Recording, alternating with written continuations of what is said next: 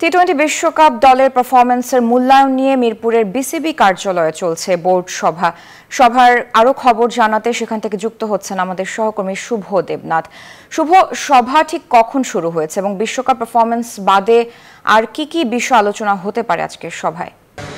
ধন্যবাদ আপনাকে। বিশ্বকাপে মূল্যায়ন যেমন আলোচনা হবে, তবে সবচেয়ে বেশি আলোচনা হচ্ছে তাসকিনের ঘুম কাণ্ডে।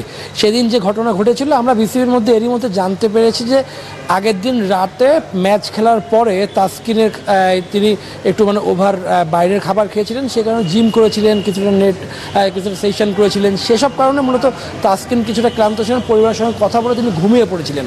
যখন বাসে উঠলেন তখন দেখলেন তাসকিন নেই। যদিও যেখান থেকে বাংলাদেশের ক্রিকেটাররা বাস ছাড়ার কথা, সেখান থেকে বলতে গেলে হোটেল রুমটা প্রায় ছিল 3 থেকে 4 কিলোমিটার দূরত্বে। সে কারণেও তারা বারবারই ফোন দিয়ে চেষ্টা করছিল কে তারা নিয়ে যাওয়ার জন্য। যদিও তাসকিন যখন ঘুম থেকে উঠলেন, মাঠে প্রবেশ করলেন, তখন সময়টা ওয়ার্ম আপ শুরু করেছে, অর্থাৎ জাতীয় সঙ্গীতের অনেক আগে তাসকিন মাঠে পৌঁছেছিলেন। কিন্তু হেড কোচ চান্ডিকা হাথুরুসিংহ সিং এই বিষয়টা ভালোভাবে নেননি বলে তাসকিনকে ওই ম্যাচে ড্রপ দিয়েছিলেন, এটি বিষয়। এবং তার সঙ্গে তাসকিনের কে নিয়েও এর মধ্যে বোর্ড মিটিং আলোচনা হচ্ছে। যদিও এখন বোর্ড মিটিং চলছে, এরপরে শেখ হাসিনা স্টেডিয়াম সেটি নিয়েও আলোচনা হবে। কিন্তু সব কিছু মিলে যে আলোচনা সবচেয়ে বেশি হচ্ছে তাসকিনের ঘুম কাণ্ড।